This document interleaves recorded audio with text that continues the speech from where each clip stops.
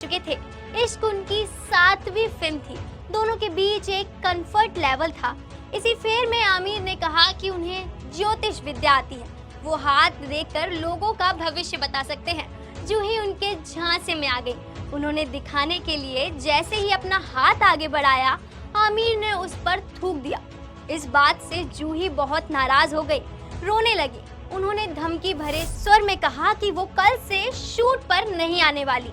सबको लगा जूही गुस्से में ऐसे ही बोल रही है। अगले दिन पूरी कास्ट और क्रू सेट पर पहुंच गए, मगर जूही नहीं आई। तब जाकर डायरेक्टर इंद्र कुमार को मामले की गंभीरता समझ आई। वो आमिर और अजय को लेकर जूही के घर पहुंचे। दोनों लड़कों ने जूही से माफी मांगी और बात आई गई हो गई। इस घटना के बाद जब पहली बार जूही सेट पर आई तो आमिर ने उन्हें गुस्से में समझाया कि सेट पर नहीं आने का फैसला बहुत बेवकूफ़ी भरा था। सारी तैयारियां हो चुकी थी, मगर उनके नहीं आने से शूटिंग नहीं हो पाई, जिससे प्रोड्यूसर का एक दिन का पैसा खराब हो गया। जूही को आमिर की बात समझ आई, अब गलती हो चुकी थी। खैर, इसके बाद से आमिर और जूही के बीच बातचीत होनी बंद ही हो गई। जहां जूही जाती, आमिर वहां से 50 फीट दूर चले जाते। हाय हेलो गुड नाइट सब बंद हो गया। दोनों सिर्फ शूटिंग के दौरान कैमरे पर ही बात करते थे।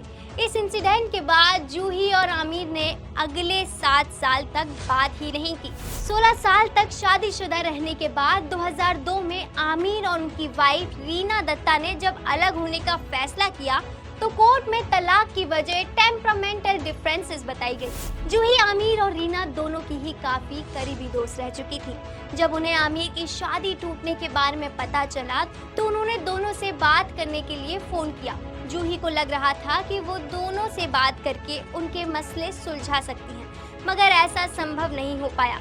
मगर इसी बहाने उन्होंने बड़े सालों बाद आमिर खान से बात की। तब उन्हें ये पता चला कि आमिर उनसे इसलिए बात नहीं करते थे क्योंकि उन्हें लगता था कि जूही उनसे नाराज है। वहीं जूही आमिर से इसलिए बात नहीं करती थी क्योंकि उन्हें लगता था कि आमिर उनसे नाराज है। दोनों इस कंफ्यूजन की वजह से 7 साल तक बात ही नहीं कर पाए। हालांकि अब दोनों के संबंध ठीक हैं, मगर इश्क के बाद से जूही और आमिर ने कभी साथ काम नहीं किया। नंबर 2, जब अजय देवगन को डेट करने के कारण काजोल इश्क की हीरोइन बन गई। अजय देवगन और काजोल पहली बार फिल्म हलचल के सेट पर मिले थे। पहले इस फिल्म में दिव्या भारती काम करने वाली थी, मगर उनकी डेथ के बाद इस फिल्म में काजोल को कास्ट किया गया। जब काजोल ने अजय को पहली बार हलचल के सेट पर देखा तो उन्हें अजीब लगा। वो सोचती थी कि ये क्या आदमी है, दिन भर ये कोने में बैठकर सिगरेट पीता रहता है, किसी से कोई बातचीत भी नहीं करता।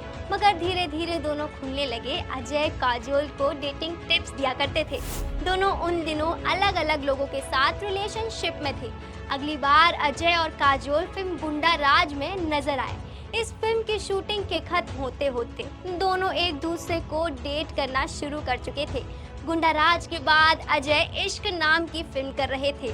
इस फिल्म में अजय आमिर के साथ माधुरी दीक्षित और करिश्मा कपूर को कास्ट किया जाना था, मगर निजी वजहों से करिश्मा ने अजय के साथ काम करने से मना कर दिया। फिर माधुरी भी इस फिल्म से अलग हो गई। ये इंद्र कुमार की पहली फिल्म थी जिसमें माधुरी काम नहीं कर रही थी। फाइनली जूही चावला और काजोल को फिल्म की लीडिंग लेडीज के तौर पर कास्ट कर लिया गया। इश्क में काम करने के दौरान अजय और काजोल को एक साथ ढेर सारा समय गुजारने का मौका भी मिला। इस चीज ने उन्हें एक दूसरे को बेहतर समझने का मौका और समय दोनों दिया। इजहार मोहब्बत जैसी चीज तो नहीं हुई, मगर अलग लेवल की अंडरस्टैंडिंग हो चुकी थी। दूसरे हीरोज के साथ प्यार किया तो डरना क्या, और कुछ कुछ होता है जैसी फिल्में करने के अलावा काजोल लगातार अजय के साथ काम कर रही थी।